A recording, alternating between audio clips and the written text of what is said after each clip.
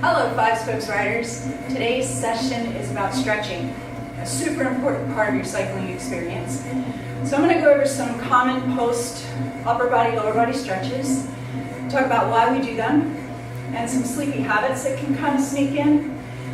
What we think of as sleepy habits are just behaviors or tendencies to kind of go through the motions. To get a little lax, there's less mindfulness, and when that happens, it actually robs us of the benefits that are there, whatever it is we're doing. So why does that happen? Why do these sleepy habits tend to sneak in? Because most of the stretches that we do, are the same stretches after every class.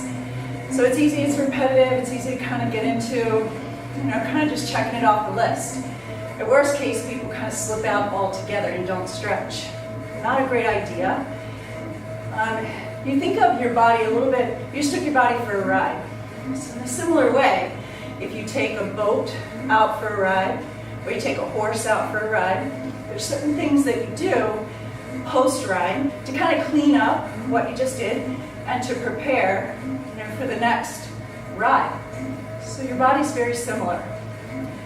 So as we go through these upper body stretches, I'm going to start there, and I want to talk about why we're doing each stretch. And then maybe put on your radar some things that can sneak in that you sort of want to avoid. So once you warm down, a common upper body stretch is a lat stretch, which is really nice after being forward on the bike for a while. So I would always stretch upper body with legs still. If you stretch, sink one leg just to feel stable and lengthened, you can also get a little bit of a calf stretch there at the same time. So for a lat stretch, you take the same arm, actually I would take whatever leg is lengthened, and that same arm goes straight up. First of all, you want to find the longest line possible. So as you sink the heel, the reason we do this stretch is to open up the whole side body. Again, it's been forward flexed for a fairly long time. So when you reach your fingers up, have this nice long line and laterally flex or side bend way up and over. Try to kind of play around there a little bit to find where you're more restricted. You want to open that space up. And just, again, it's like 5 breaths. It's not a lot. Now, it's easy to sort of get a little wimpy here and have this top arm, just soft and not really reaching. You'll get more out of it by lengthening the arm as much as possible. Okay, another common upper body stretch while seated on the bike with legs still is spinal rotation. Now, I would use hands to help twist around here. Always want to feel tall when you twist. And I will tell you, twist every day is super important for your spine. It keeps the discs healthy. Assuming that twisting is okay for you, your hips are planted, your legs are still, use your hands to help your torso to come around. It actually helps to turn your head and look back in the opposite direction, and look in the direction you're twisting. You could also add a counter twist and look forward. So if you do this, it's easy to sink. Be aware of sinking. First of all, that is not healthy for your spine when you're twisting, and you're not getting the most out of it. Okay, another common stretch while seated on the bike is a tricep stretch. And again, they work really hard. They've just held you up for 50 or 60 minutes while you're riding. And these are the muscles on the back of your arm. It helps to walk your fingers down your back and point the elbows straight up. Okay, so a lot of times people are out to the side. Not bad, but not particularly a tricep stretch. If you can bring the elbow in so that it points straight up and then just a little bit of a side bend again. But walking your fingertips down your back to try to point the elbows straight up, it gives you more of the connection between the back of your arm and where it plugs in, kind of right here in your postural muscles. So I would take a little bit of a side bend there, maybe just kind of stay tall and point the elbows straight up, rather than out to the side. Then I would come off the bike for any lower body stretches. And the most common lower body stretch is, first of all, quad stretch. People with your legs, thighs work hard on the bike.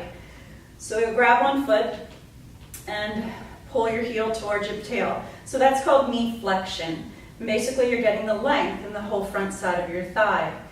Now if that knee sneaks forward, you're not getting nearly as much benefit as you could if the knee were to point straight down. So try to point the knee straight down, stand up tall, and in fact, to get a little bit more, is to pull the knee just a little bit behind your hip avoid arching your back when you do that. But when the knee comes back, it's actually adding to the whole front of your body gets this nice stretch. Okay, another common lower body stretch post-ride is hamstrings. I could talk a long time about this one. I will try to dial it in to make it as most effective as possible. Your hamstrings are a two-jointed muscle. The leg needs to be straight. Your spine needs to be long. Okay, up on the handlebars, not a good choice. Not for the vast majority of people, is not a good choice. The crossbar on the bike is plenty, done well. This teaches your body hip hinging. So prop the heel, lengthen the leg, stand tall, and then hinge forward, just like a door hinge. You're trying to lengthen out and over the leg. What happens so often here, what's pervasive here, is collapsing and rounding, because if you had a really good ride, you're probably a little bit exhausted. So there's this sagging that happens. That you may as well not even be there. You might as well just be sagging somewhere else. You're not getting the hamstring stretch that you're attempting, and your legs just worked really hard. So you get a little more if you want to flex the foot and engage your quadricep and lean out and over. A stretch done well for 8 to 10 breaths is so much better than something that you're sagging and hanging for minutes in. Okay, so the hamstring stretch there. Next, most common post-ride stretch is calf. Now a calf stretch, you could step back and use the bike for leverage to press the heel down. Sometimes if the bike space has enough room, you could prop your foot up on one of the angled bars. The idea of a calf stretch is to flex the ankle joint. So either way, that's what you're doing. You're pulling your toes toward your shin, basically. Now this is the most common, is with a straight leg. So the knee is straight and you're pressing your heel down. Be sure that you feel in the muscle belly that lengthening that's happening, because your calves are very, very important. They work hard on the bike and they work hard for you every day. This definitely prepares you not only for the next thing in your day, but for your next ride. You're getting rid of tension in your body. So breathe deeply. Try to lengthen that leg as much as possible. Press the heel down firmly. Now, in my opinion, another really great calf stretch, because they are muscles that work every day, all day, slow twitch worker bees, is a soleus stretch. You want to step a little closer for this one. It's not a pushing back, it's a coming straight down. So this is a deeper muscle in your lower leg. The back knee needs to be bent. And when that happens, you're going to feel it differently than what you just did on that, typical calf stretch. But try to slide straight down and breathe deeply. Stay tall in your spine versus just hanging on the bike and sagging into it. And even that happens here sometimes, where there's not enough pressure in the calf. Okay, and another important lower body stretch post-ride is for piriformis. And this is sometimes called a figure 4 stretch. So it's good to have the bike for a little bit of leverage here. You take one ankle and cross it over the opposite thigh. Stand tall initially when you do that, and really work to get the external rotation. So open that knee just like a book. You want to open the knee like a book. Get the knee open as wide as you can. Hinge at your hips again, just like your hamstring stretch, and fold over.